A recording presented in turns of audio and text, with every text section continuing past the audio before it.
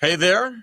Welcome to, you know what it is. It's the Real Deal Landman Show. It's that time again. It's that time again. And frankly, we're in studio all together again. Yeah, this is obviously spread out over multiple weeks. This isn't back to back. This isn't back to back. No, obviously. I am not getting tired of having you in my office. That is not happening at all. He just wears the same shirt every time. It just, That is, we have been smart enough to change our shirts. Okay. It's a lot, Scott. It's a smoke and mirrors campaign. And that is, we do these costume changes just to really fool and, pull one over on the audience. But so far, it's been fantastic. It's been really great having you in town.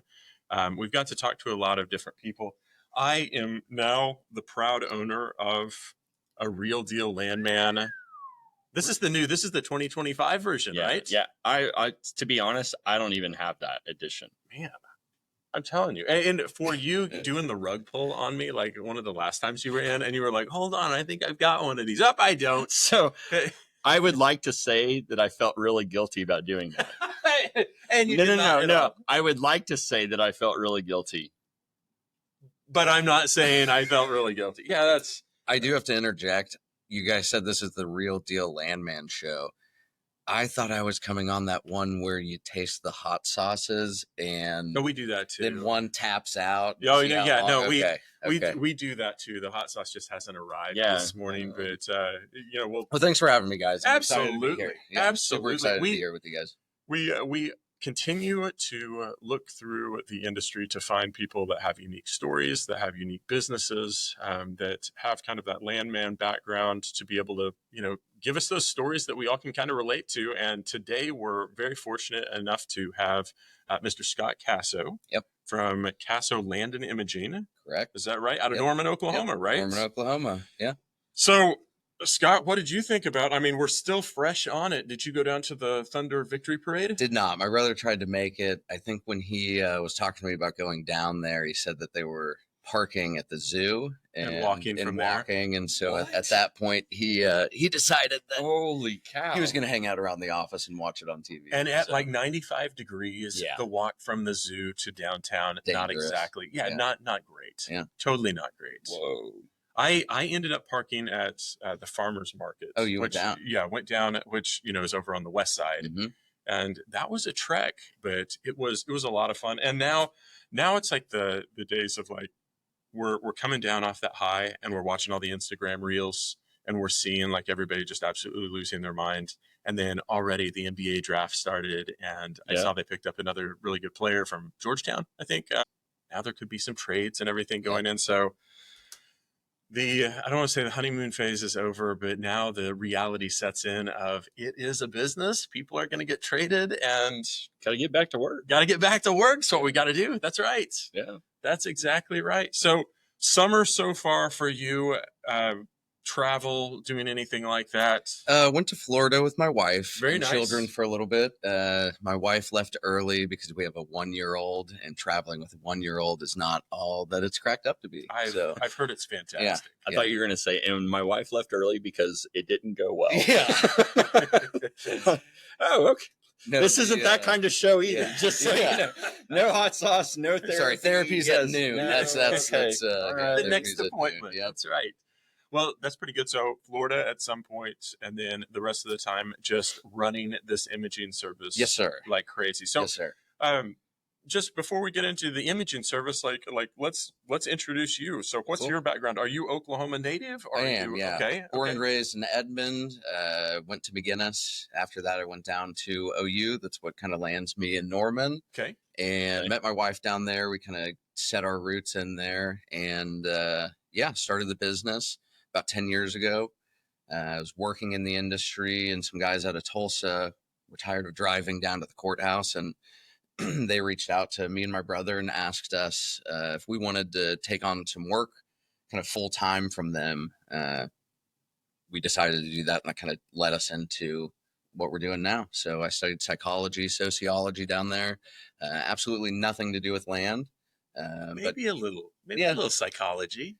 I could go with that. Yeah. The sociology, I think, helps me understand kind of the large groups of people that I'm working with, and the psychology side helps me, talk to different individuals that have different mindsets, Right. and things like that. But other than that application, it was a reason for me to go to school. So when you're in school, when you're in your junior, your senior year, enjoying college, are you already kind of positioning yourself before you're like, hey, I know the energy business No. is something that I want to be in, or was it still a little bit flux? I was working at a bar my junior, senior year when I graduated. I was Nice. still working at that bar. Had a buddy that was coming in about 3-4 o'clock in the afternoon, sitting at the bar, drinking beer and typing on his computer. I was like, what are you doing?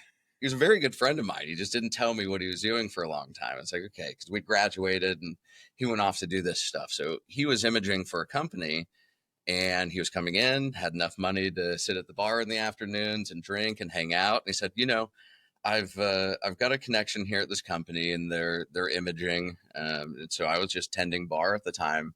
I said, imaging? He goes, yeah. So we go up to these courthouses, pull these documents, and take cameras and photograph these things. We went out there. He showed me how to do it the first day, and the company brought me on. Very quickly started managing crews of people out there. It doesn't take a college degree to go and do this. Much like being a good landman, you don't have to have a college degree in it. Right. Yep. If you're being taught by people that know what they're doing and want to invest their time in you, it's things we talk about all the time in this industry. There's a gap in, good landmen and kids that are in college coming out. And that's, because we need more people to invest time in teaching people, Right. And that's kind of been the need for some of the stuff we're going to talk about today. The AI advancements and all of those things have been built out of necessity. So rewind to my buddy drinking beer at the bar all the time and making enough money, right out of college to live a happy lifestyle, what we thought was then, so he goes on and became a landman, but I stuck with imaging. My brother and I really liked it. We were hooked up with some guys in Tulsa that wanted to use us. That advanced. This is pre-COVID. And so, COVID was a really interesting time for us. We had just kind of gotten some traction right before COVID. We'd been working with a handful of different companies around OKC. We'd started dipping our toe in stuff outside of oil and gas, some other type of archiving. Work with the Archdiocese of Oklahoma City, Diocese of Tulsa. Wow. And that was kind of our first introduction into other types of archiving. From there, COVID hits. It's everyone's got a fun COVID story. Absolutely. Of the trials and tribulations, or the fun times they had. I know people that loaded up in a RV and went and worked remotely all over the country, and things like that. So. Right. That's kind of the bright side of COVID. The other side is courthouses close, people's offices close down, the world shuts down, Not a lot of those businesses are wanting people to come in. I mean, we just didn't know what was going on. And so it was just completely slapped down. So the people that's your livelihood, that makes it pretty difficult to perform those daily duties. For sure. Yeah. When a courthouse is closed, you can't really go in there. How did you pivot?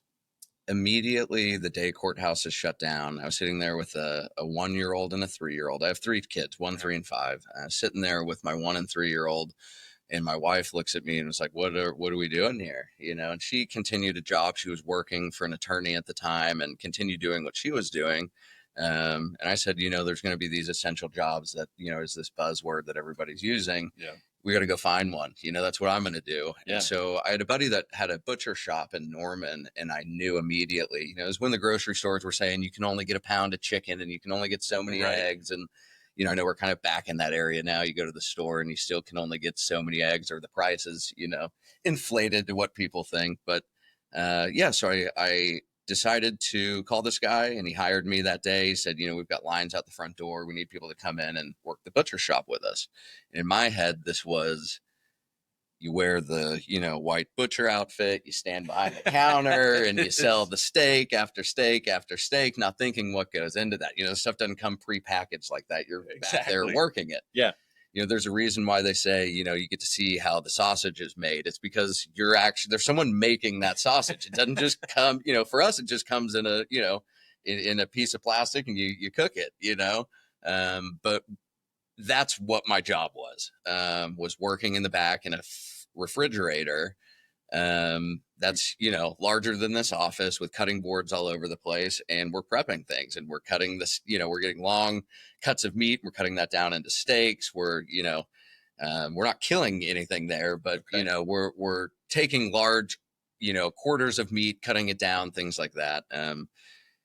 Some of that takes precision, some of that takes skill. But to clean a chicken is very easy. It's a pretty easy thing to do. So as a newcomer, they brought me in, and my job from open to close was cleaning chicken.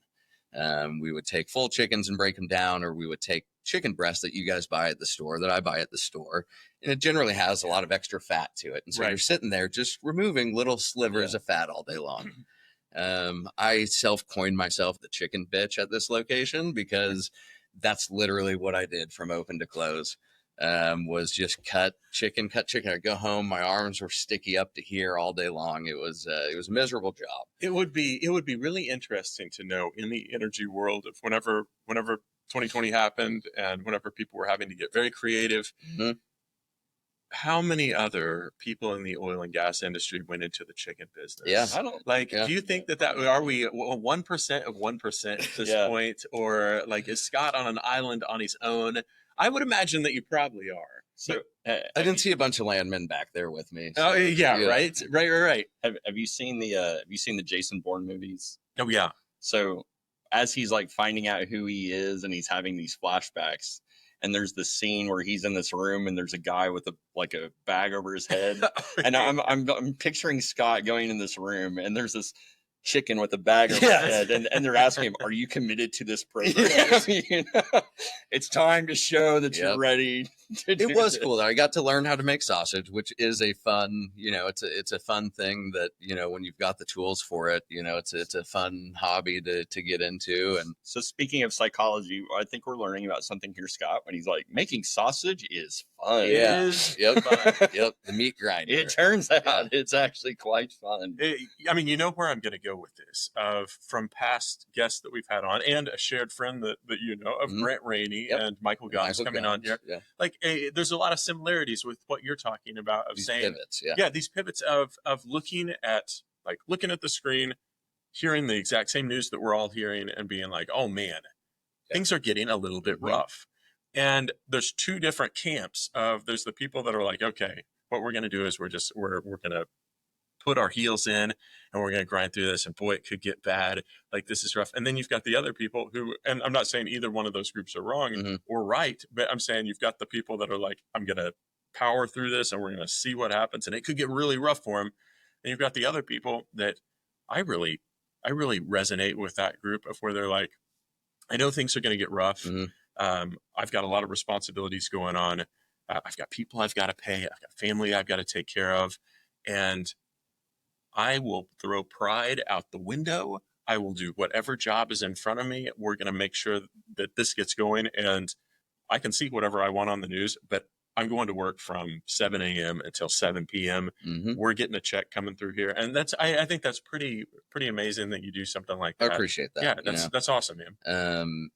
Not to get philosophical, but the way I look at it is, there's people that allow things to happen to them, or they allow things to happen. And that was just something that was happening. It wasn't happening to right. me. Yeah. It was just something that, was happening in the world around you. And so how do you shift from there? How do you do something? How do you keep living from there?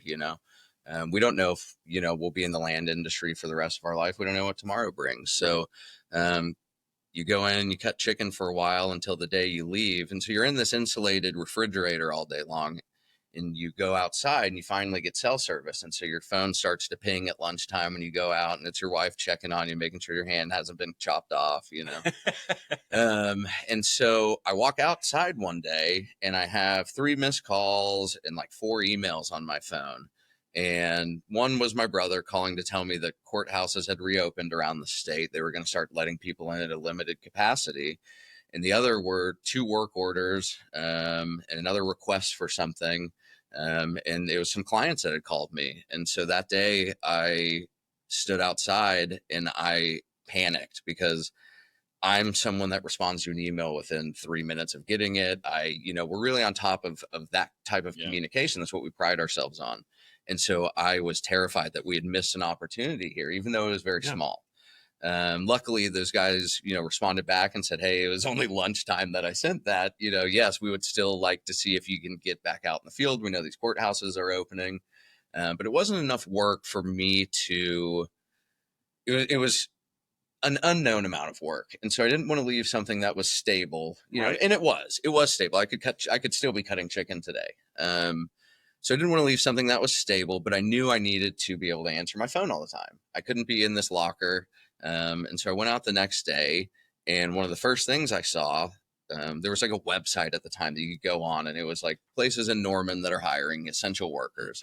One of them was a pool company. And I love being outside. I love being by the pool. I love working without a shirt on, or just not having a shirt on. If you guys would let me, we could just pop the tarps off. Second right half now, of this but, show is going to get a little different, I guess. I've got a funny story about a coach that I worked with. That was my request. Was like, can we do one of these? And when I was basically graduating from the program, he clicked on his Zoom and he's sitting there shirtless. So I was like, all right. Yes. That's hilarious. I love it. So I go and start working with this pool company. And it was a lot of fun, actually. I like taking something that's really dirty and making it look pristine. So it was a cool thing. You got to hang out around the pools all day long. Every once in a while, you'd jump in and hang out. But that allowed me to take phone calls, take emails, and direct the handful of guys that had kind of sat back and not done a lot during COVID, but still wanted to get back into this. And so I was quasi working at the pool company, answering emails in the truck, when I can, and getting guys out. And then a final wave came about 6 months later of like, hey, we're back full force. Nice. We need a lot of guys out in the courthouses. This is taking me away from cleaning the pools too much. And I needed to be honest with them. And so went to them, and luckily they had some land history there. So they understood, like I said, I'll give you 2 weeks. And they said, leave today. We understand how this is and that you need to get back to work. And so from there, we've kind of just been growing, trying to get more clients in the door, trying to advance the different things we're doing with the technology we have. What we learned during COVID, though, we were able to keep a couple of guys working at the Archdiocese. There was a time that they closed entirely, 3 or 4 months that they were down, but that was also one of the first industries that we got back into as a non-oil and gas industry, using the technology that we have.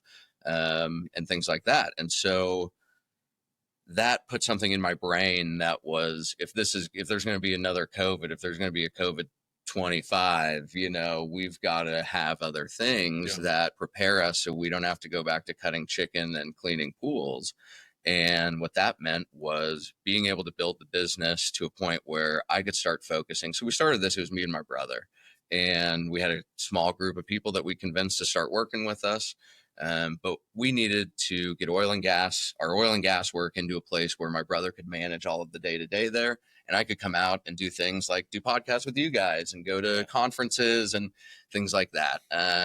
And so from there, from COVID to now, we have just kind of been building, bringing in new clients. And in the last year and a half, I've been able to transition my focus from the day-to-day operations to onboarding new clients, and that really has made me focus outside of oil and gas. There's still a number of clients that we work with in oil and gas for this other sector that I'm trying to open up for us, but the scanning stuff, we work with operators, we work with manufacturing companies, we work with the Catholic Church, last year we did a big project with the Bureau of Prisons. We're engaged right now with some other state and local entities here in Oklahoma City and around the state. And so that has really shown me the next step for my business is consistency through long-term projects like that.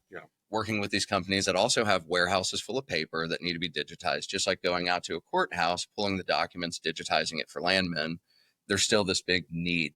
That has been the focus. But that has led us to is seeing the advancement in the hardware and the software and all of those things that we're doing. And then I started paying attention to how that was being implemented in oil and gas. And that's when I started stalking Jerris and people of the likes and seeing what they were doing in the industry and really following closely. I mean, in the last 6 months, I've seen more advancement in the technology that's being applied across the board than I've seen in the last 2 years.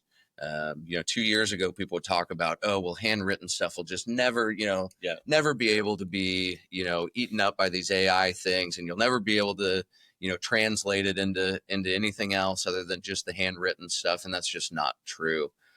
2 or 3 weeks ago, I was sitting with a guy on a demo, and we saw an index from a county in Oklahoma in 30 seconds get taken from a handwritten index into a tabled Excel sheet with a 98% confidence rate. When we went back and checked it out, and these are things I don't have to explain to you guys. You see it a lot, but that's what's been really interesting to me. So going from the service provider out in the courthouses to working with these other companies that have this need for making their businesses more efficient, let's talk about when landmen first started. They would get in their car and drive out to a courthouse and pull the records and stand there and read them and chain title out. And that was how that was done. That's still how it's done today to a degree. They're still chaining that title out, but they're running it off of images that, someone has provided. They're using online resources and all of these types of things. I think one of the main differences, we can't smoke in the courthouses anymore. Yeah. The landmen, we see pictures at some of these, we see pictures at some of these courthouses, and, you've got a bunch of guys standing around their cowboy hats smoking. So that's one big difference. But the other big difference is the technology. You don't have a landman driving in his car 4 hours a day to go work 4 hours a day in a courthouse. He can wake up and sit at his computer, and from 9 to 5, he can be running title. Right. And so that's a development in this industry that we have already seen, but I don't think people really take as like a technological advancement. It's just like, oh, well, that's naturally how this happened. But then AI has entered here, and all of a sudden you've got this big resistance of like, oh, this is never going to take the place of a landman. It's never going to, that's probably what they said when these picture takers were out in the courthouse, when we're not taking the place of landman, but we're adding efficiencies in the same way that we're adding efficiencies for the manufacturing companies, for the federal government, for all of these things that like we're working with. It's how do we get this data to you guys quicker and then let you guys do whatever you're going to do with it. And now that's going into these large language models. It's going into things like Roland. It's going into all of these different things that, is really transforming at a very rapid rate what you're able to do as a landman. Yeah. So I wanted to ask you, I started working in the field doing title, et cetera, in the mid 2000s. Mm-hmm. I was still in college at OU when I was doing that. And at the time, that was when the imaging first started. Mm-hmm. Yeah. And the broker that I worked for at the time was sending out people to take pictures of the documents. County clerks had never seen this before. They flipped out. There were lawsuits that was happening in terms of, and that was a big question in Oklahoma, is it legal to take pictures of these documents? Ultimately, it was determined that whether the clerks liked it or not, they could take pictures of these, and so that opened the door. I wonder who was leaning on them, digitizing. It's hard to know that. Yeah. But so the question I'm asking is that during that time there was a lot of resistance against it. I'm curious, during the COVID period when courthouses began to open back up, were they actually grateful for somebody like you because you were able to minimize the number of people who were showing up and were going to the vault? Like, did they make that connection that because of your service, they didn't have to worry about crowd management? The clerks? Yeah. No. During that period? No, not really. I don't think they looked into it all. I love the clerks all around the state. They're public servants of ours, and they're fantastic at what they do. Yeah. But I think most of these people live in maybe like the Oklahoma County, things like that. But a lot of these people kind of live in their own bubbles, which is great. They're happy and that's what it is. But I think they had different things on their agenda. I don't know if they'd like us in there or not. Now the people in the county loved when we were back, Sure. They started seeing more engagement in, what their land was and things like that. But so I know I would say 90% of the audience that's listening in is from that oil and gas background. But if we're talking to somebody that maybe is just tuning in for the first time and they're hearing going out and running title and going out and going to the courthouses and taking pictures, can you give the highest level of like the evolution of where this came from? Of like, we talked about the landman or the land tech goes to the courthouse, and at the beginning, opens up the documents or opens up who has owned the ownership, and it's going all the way back, and we can chain the title, and we can figure out. And at the beginning, he's just going through and he's putting that in a notebook and he's going on. And then it goes to, like Jerris said, going out with the digital cameras. And I remember that happening like at Chesapeake. And that was the all day job of going, turning a page, clicking, turning the next page, clicking. What has it gone to from then to even now? And give us, and Jerry, you talking about that, like, I saw the evolution in just my short span of writing title. I went from going to courthouses, physically opening up books, jotting down notes on a pad of paper, to showing up at the office, getting my assignment. And my assignment was, this is your tract. And it would have like a little plat highlighted, this is your tract. And these are the CD-ROMs attached to it of all the images. And so I would look at I'd load up the CD-ROM on my gateway computer. I didn't even think about that part. And I would look at it, and then I would run title from home. So I was able to see and experience that evolution. But in your description that you're going to give for Drew here, also give us like an idea of the volume. Yeah. Because I think when somebody's thinking of, oh, you're going to go take a picture of a book. Okay. They're like, oh, you're going to pull a deed. Yeah. Send it like, over. Yeah. So give us that rundown, but help people understand like the volume that we're talking about. For sure. And this all kind of pairs into technology. Like you said, you were using CDs. Even when I started this, we were using flash drives. Now that's, if you brought a flash drive to somebody's office now, they'd be like, one, what are you doing here at my house? Because we don't have an office anymore. Yeah. And two, that's right. Two, where does this plug in on my computer? I need a converter to get it to USB-C. Right. Yeah. But yeah, I mean, it's little advancements like that you see. Right now, the volume is growing and growing and growing. So you go out to this courthouse in the middle of nowhere, you drive for hours to get there, you ask the clerk to print you an index, and when she's done generally with their morning meeting or something like that, they get this index printed for you. You sit there. These indexes can be anywhere from 1 page to 100 pages, depends on the activity that's happening in that area, how many times things have changed hands, is there a neighborhood in that area? Is there a town site there?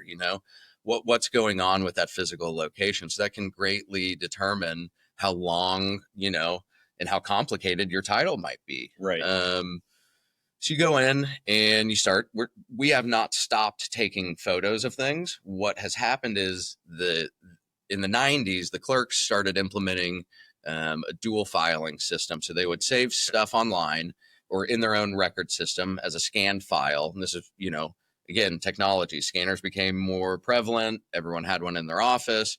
So they were doing that as one record keeping method. And the other record keeping method was still getting a copy, filing it in a book, and going from there.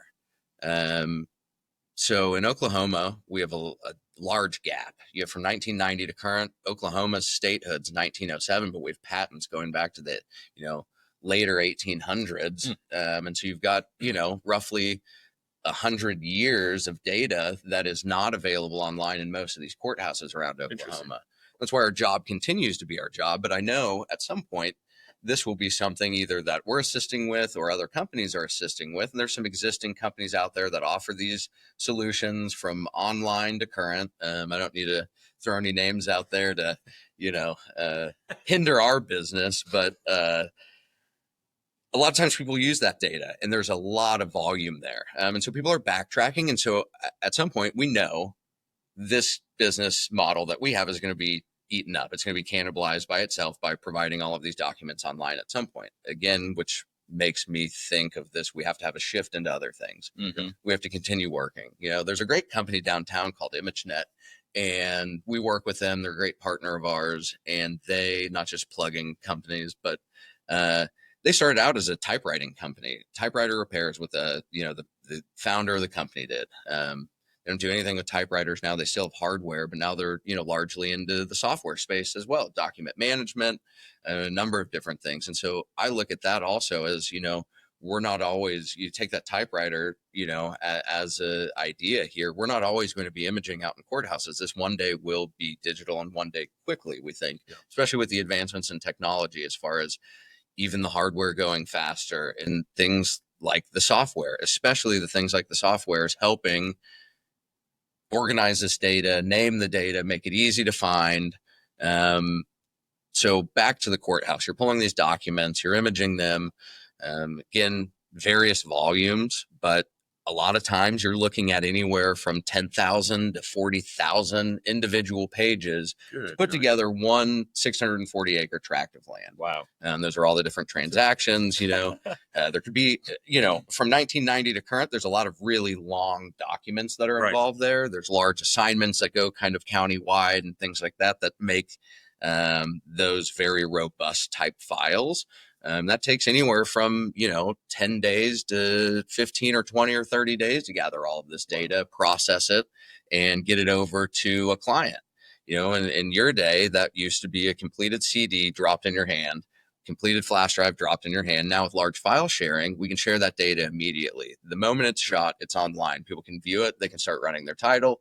They can see issues before, they arise, basically.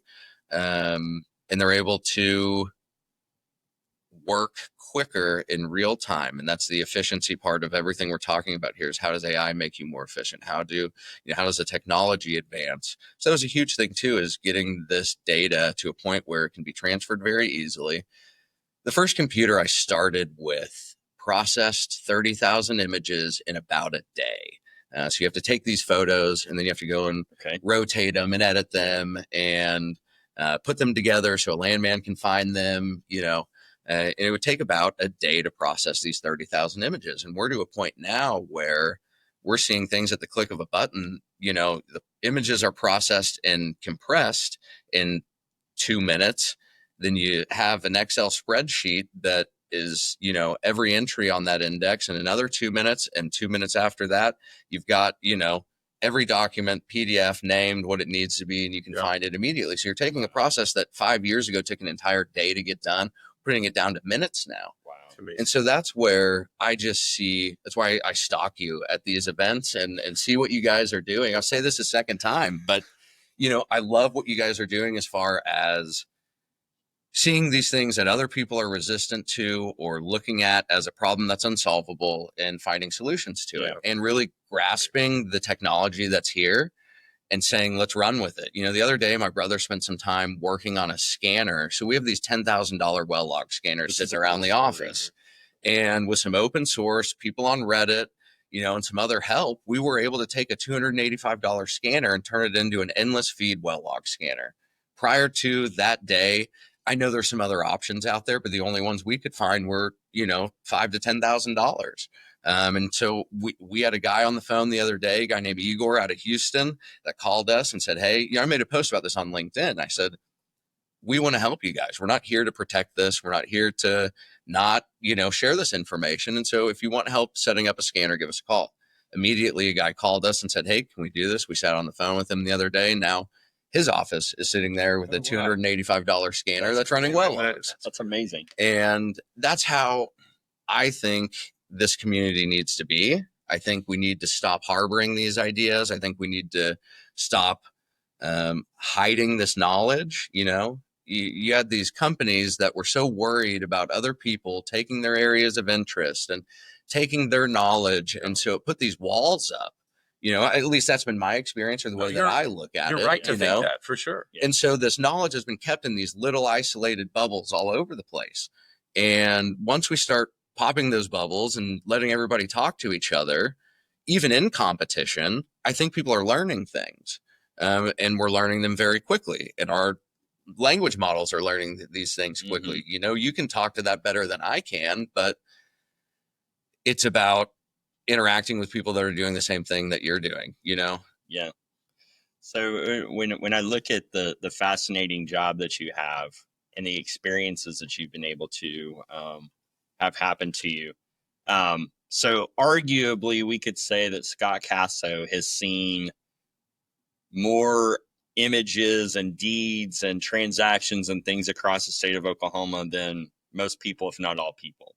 So what I'm curious about is, what have you learned about the history of Oklahoma in seeing all this stuff? That's a good question. And then are there any particular stories or documents that stick out in your mind of, everybody should see this because it's incredible or it's hilarious or just like what are some of the experiences that you've had and looking at all these that have caused you to pause and go, I just learned something that I didn't know. Yeah. Or this is going to make a great story that people. And this is maybe something that a lot of people, know, but I think it's interesting at the very least and notable that, when the U.S. patented this land to people, or when they first had it, for years and years and years, you saw this land being passed down generation to generation to generation. And it's being split up between children or aunts and uncles or whatever.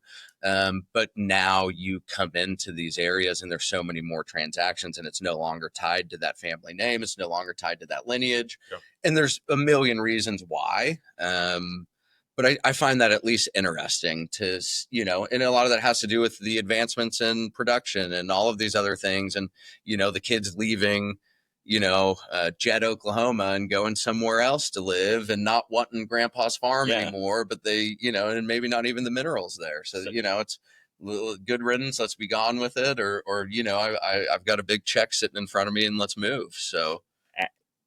So have you seen the sociological evolution of people through this to where, whereas people were staying on land for generations, now that's not as important to them? It is. Yeah. And I don't, honestly, that's very interesting. I mean, you think about it. I mean, he's telling us a single 640 may have 30 to 40,000 pages. Yeah. So how many times has Scott done this? Like, I'm trying, like, I want to get these little stories and these nuggets. My guess is that Scott is thinking on a plane at this point that is,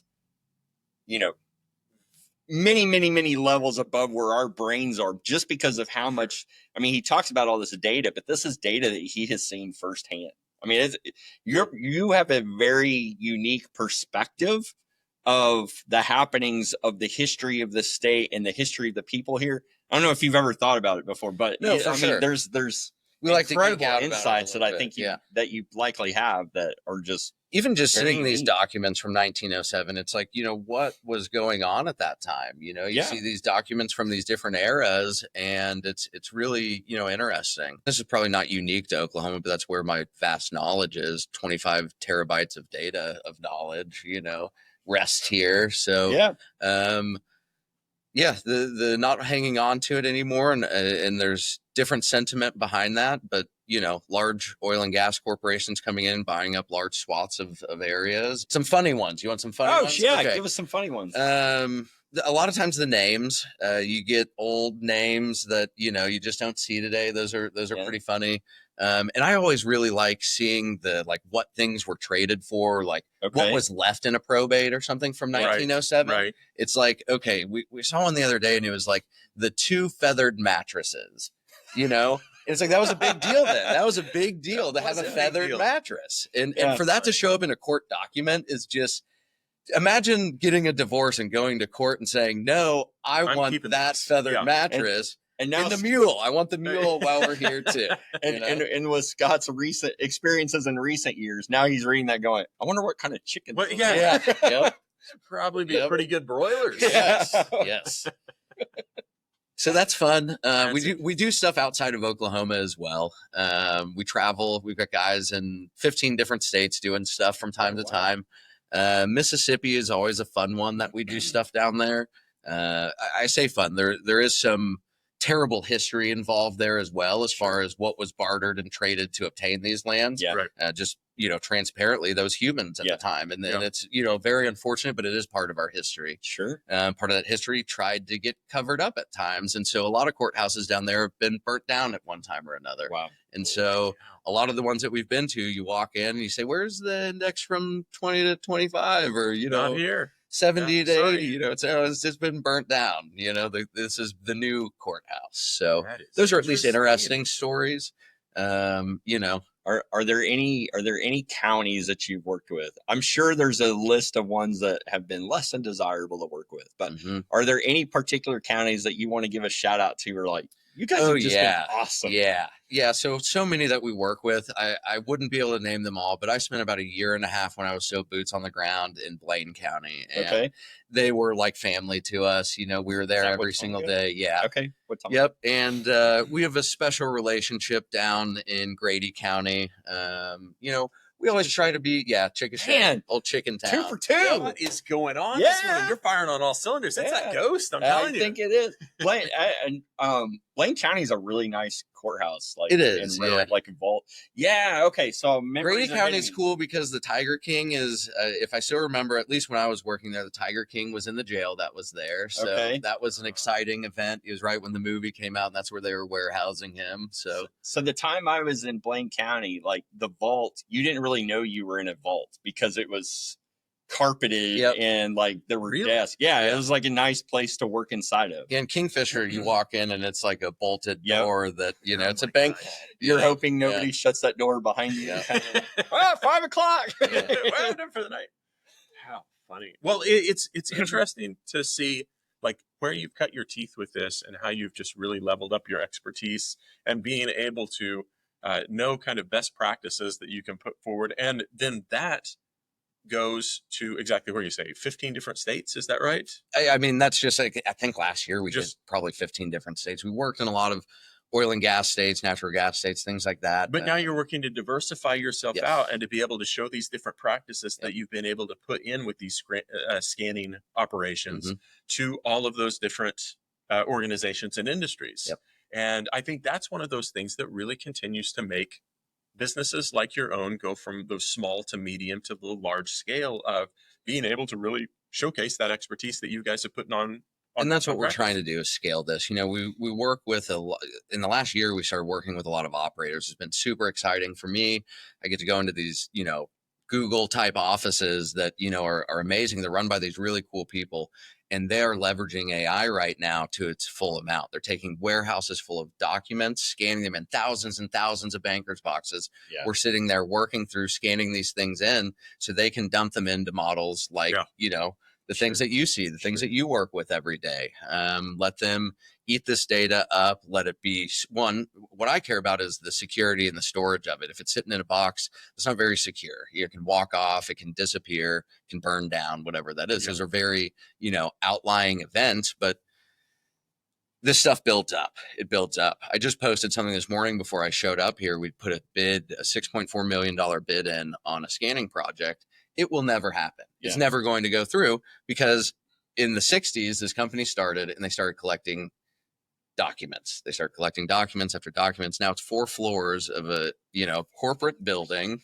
And I was watching some videos and I tried to count 20,000 plus boxes, like bankers boxes, 20,000 plus of them. I mean, you need multiple U-Hauls to move these out, but there are companies that are saying we are going to move forward with this. We are going to take this. One, the storage cost is extremely high to keep this stuff sitting in a corporate office. Additionally, they want to start using that data. They want to start having it work for them. They're asking the same questions in the office day in and day out, and it's something that your business knows, and it's in a document somewhere, and all that needs to be done is, find it, be able to extract. And if it's sitting on a shelf somewhere, you're taking minutes, if not hours, trying to locate that instead of the click of a button, So a lot of these companies are really great at retaining digital records. Everything, you walk in, there's not a piece of paper sitting anywhere. They either had a big initiative back in the 90s or they, are just a recent company and they knew that this was important. You have all these companies that are either falling behind or they just haven't done this yet. And so they're sitting looking from the sidelines saying, how do we catch up with these companies, or how do we make sure that we're the top company doing this? And they're investing in AI and they're investing in document digitization, and they're using things like this to empower their people and teach and learn. If you can take a manual that you have to have someone sit there and explain to someone all day long, as opposed to a manual where you can ask it questions and it can, ask you questions as well. Exactly. How much do you know this? I saw a post that you had recently kind of in that realm of, how do you harness this information and make it work for you? The landman is not going away, but the landman that says technology is never going to replace me is going away. That guy is going to not have a job in the near future because of these advancements that are going on. If you're not willing to, really grab them by the horns and say, let's use this, you're going to be left behind. I mean, it's really plain and simple what we're seeing on our side of things. Yeah. You know, we're able to take documents and process, like I said, what used to be a day down into minutes. We're able to start extracting this data from courthouses quicker via the technology we're using. We're able to find more of this stuff online, and all of that stuff is getting us to the bottom line quicker. It's allowing people to get to drilling sites quicker. It's allowing people to make the transactions quicker. All of those things. And you're seeing it across the board. It's not just in land, it's in the development side, it's in the, you know, in the production side. All of these people now have cell phones, now have tablets. They have everything they need to be able to access this data remotely. You don't have to go into the office to grab it. You don't have to wait on an email. You have access to this database that's being built out. A lot of these people are tailoring it specific to what you need, you know? So my last question on this is, so you get to work with a few different industries, oil and gas included. You have a lot of exposure to what various verticals are doing. Is oil and gas ahead of the curve, on par, or behind the curve? I think ahead in certain areas. Wow. That's not what I expected. There is the people that are investing in it. I see them moving. That's kind of this timeline I'm talking about. In the last 6 months, there's been emergence of these AI companies that I have seen just able to, you know, they're not running laps around these people. They're in a totally different, you know, different world, you know? And I think part of that is I made a joke earlier about why they allowed people to start imaging in courthouses. And I think a lot of that, my belief is, you know, the oil and gas industry leaning on them and the money that's behind that. It's a very powerful industry. And so when people in oil and gas are seeing the benefits of this, they're investing a lot of money into it, at least from what I have seen watching this. And because of that, it's allowing their programs to grow a lot quicker. You can get anybody to code something and build a little website and do this thing where you can ask it questions and it's tied in. But to have an actual like solid product takes a lot of money and a lot of time. It does. But if you're doing that with a big budget, you can get that done very quickly. And so we see these people racing to the finish line to get this done, to get chaining title done via AI, to get, you know, production results via AI, to know what to report to your geologist via AI, you know, all of these things just happening at the click of a button. And so, you know, other industries, I think the reason for that is they just don't have the certain financial backing, or people outside of oil and gas saying, yeah, I think we can apply this here. You know, what's your thought? In terms of like the evolution of where oil and gas is, or do you think that we're ahead or behind or sitting, you know, in the middle? So honestly, I would have thought you would have said on par or maybe a little bit behind. So I do a lot of speaking on AI, and most of that has been to land associations and oil and gas. However, I've also begun to do some with other industries or in other verticals. Occasionally I'm caught off guard when there's people in the room who know a little bit more than what I was expecting. But I think your perspective is dead. I'm also around people like you. And so it's, you know, brushing elbows with people that are in the AI space, are moving forward. People implementing it are ahead of the curve. And I think you put it really well, like those who are paying attention to it and putting forth the investment, because you're right. Like it is an investment. Like it's, in my own personal experience. So a little over a year ago, when ChatGPT had the ability to build custom ChatGPTs, like I spun off a model for myself that I released to the public, and it had several hundred people who were using it on a regular basis. And that was, I mean, it took me weeks to curate the knowledge. It took me weeks to practice with it and give it instructions and stuff, but it was just me, right? And it was pretty effective. But it's nowhere near the capabilities of our commercial product that has had a team of developers, significant financial investment, time investment, et cetera. So there is a difference in that quality on what you can get by yourself versus working with, you know, an experienced partner or people who are doing things. But I think, Scott, your answer was very insightful in terms of, yes, there's tools that people are playing with, and those who are willing to put forth that additional effort and time and money to it can see exponential returns on that investment that they're making from it. Yeah. It's interesting. I think about, and not saying any names of any companies, but I got to go through a file room one time that was massive. It was the Raiders of the Lost Ark style, like walking through and just as far as you can see the curvature of the earth. And it was file boxes on file boxes on file boxes. And I remember like my very first job at Chesapeake was working in the file room, and it was big. It was very substantial. But the one that I was in, like I was going through, and so I knew a little bit on, I was like, okay, I see how you have these numbered, and you probably have like a computer system up front that if you need some certain thing, you can look it up and you can figure out where to go. Dewey Decimal System. The Dewey Decimal. And send the intern out there, and he takes the little cart and he puts all of them on and he sends it where it needs to go. And this was within the last year. And I was like, so what's the plan to digitize? And what are you going to do with this? Like, is this file room going to be around in the next 20 years or 50 years? And the guy that was managing it, it almost was like a look of panic on his face. And he was like, oh, this has to be here forever. This is just the way that we've done it. And it's the way that we continue to do it.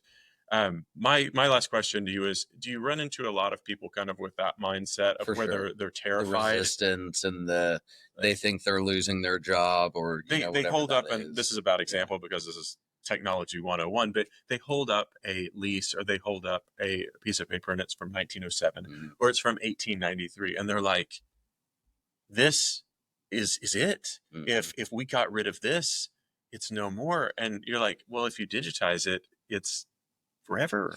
It's forever. You can still keep that copy. And you can still send keep it to that salt mine. That's right. That's right. But I just wanted to know the resistance that you see across the board.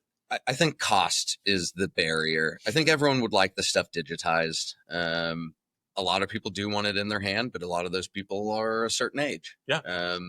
And so, the next 5 to 10 years will change that, but cost is the huge thing. We go and talk to county clerks all the time about digitizing. A lot of the land records are slowly but surely getting digitized, but the probates and the court records are falling behind significantly.